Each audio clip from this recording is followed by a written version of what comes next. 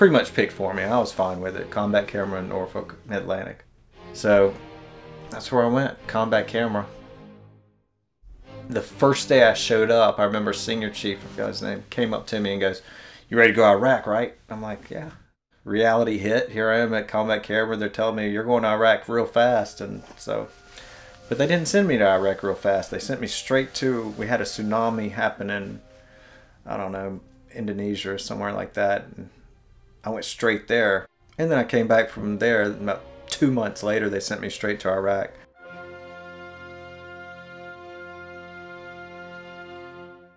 Combat camera is one of those brainless jobs to me, where you just photograph what you see. I wasn't writing stories. I wasn't doing really in-depth feature writing. I wasn't visually trying to communicate a story, but I did that. I tried to, every shoot, visually communicate a story, which that's when my photography was getting recognized at combat camera. So I had all this training, and that's why the Navy, specifically the Navy, was going with Special Force teams. It was a new thing. We had 4 from the West Coast. No, yeah, we had 4 from the West Coast, and we'd have 4 from the East Coast, and we'd meet up in Bahrain, and we'd meet there. And then we'd go into country and take on our specific missions, which were, joining with the Special Force groups and documenting special operations, whether it's Navy SEALs, Green Berets, Delta Force, whatever. And it was the first of its kind. I mean, we had never done this. I was the second group of 8 to do that, and they only had 2 more groups after me. So there was only 4 groups of 8 that ever went and joined up with the Special Forces.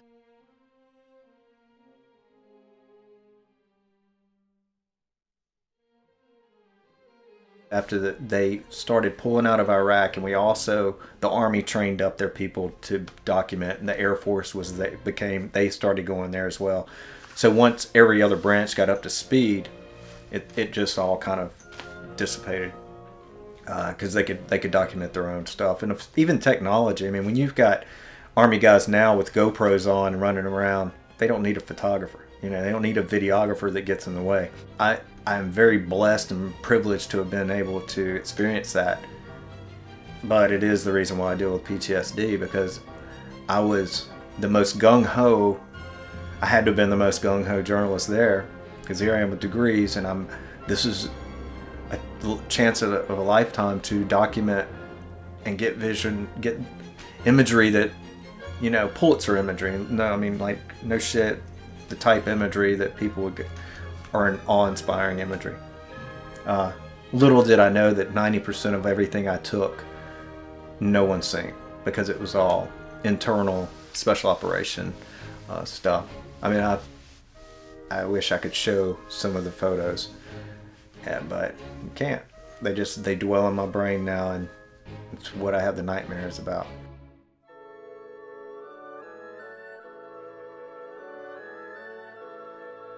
So yeah, it was a dream come true, because I joined the Navy.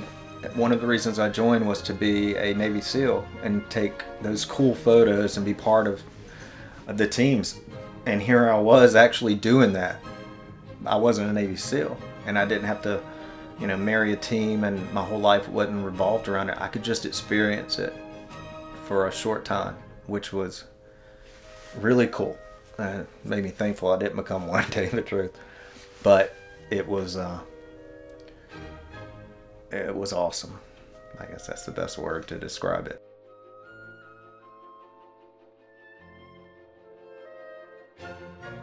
I was there, that journalist that's going to be in the way.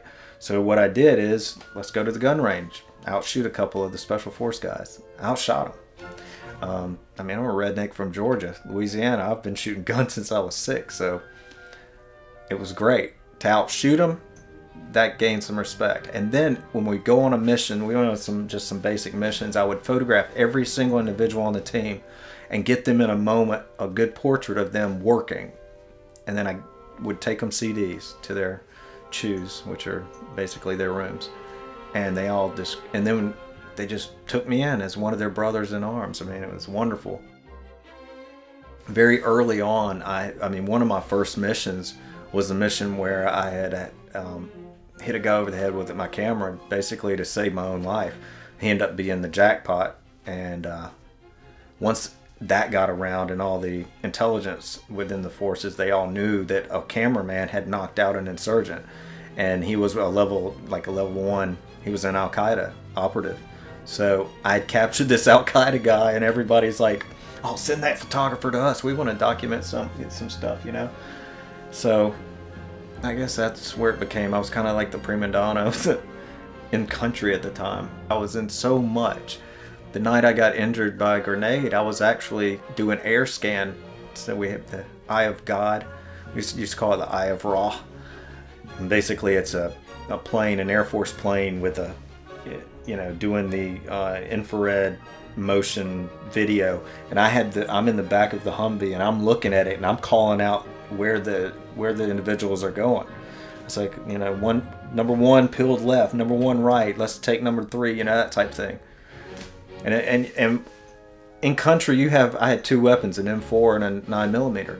So, and a video camera and a camera, and here I am doing an air scan.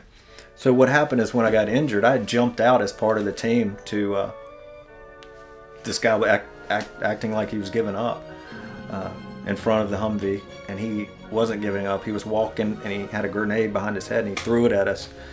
And the commander jumped in.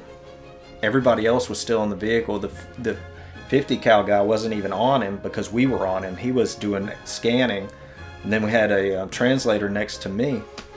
So basically, I dove away from the truck. The grenade landed behind me and it landed and blew up and hit me in the back of the head.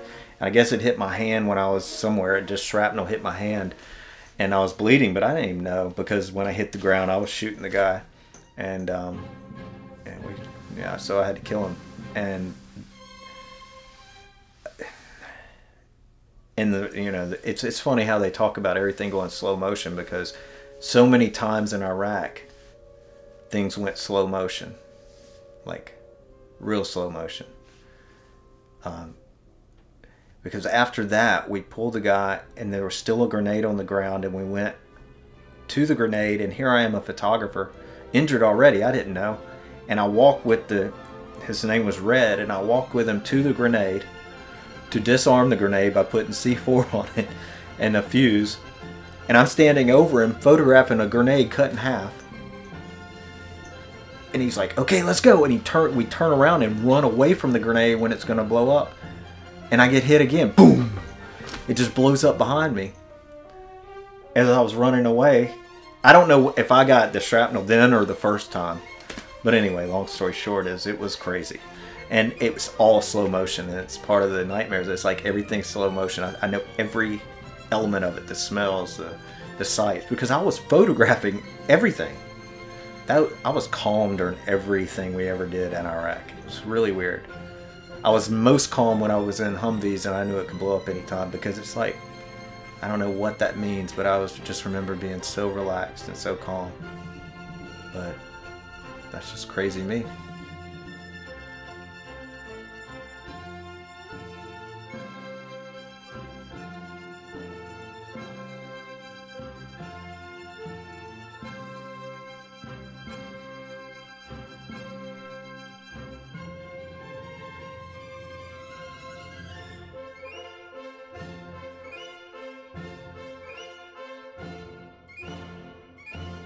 People die very easily. It's really kind of, that's the things that shocked me, is how fleeting life is.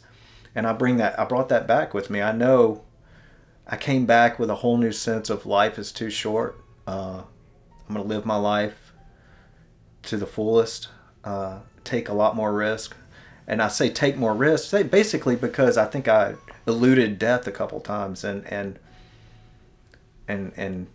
you know, well, okay, I'm lying. I don't take as many risks as far as I don't want to die as much, but I take more risk and just do things that are going to make me happy. Go out and try. I became fearless, and I mean, standing in front of a crowd, no problem now, because I know everybody I'm looking at probably has not seen what I've seen, and that type of confidence has kind of taken me into the leadership that I know I could do. And this is where the rest of my career became a problem, because I never got a chance to be that leader. I never got a chance to share what I had learned under my control. It was always someone else dictating what I was going to do, and every time they were somebody that never witnessed or done what I had done. So it became very hard to be in the Navy.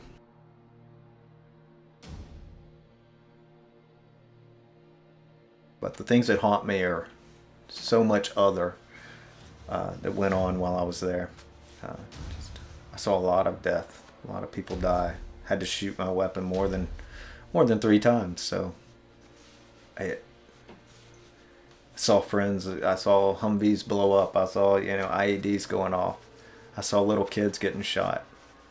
So I saw a lot of things that have turned me so 360 against war and against killing.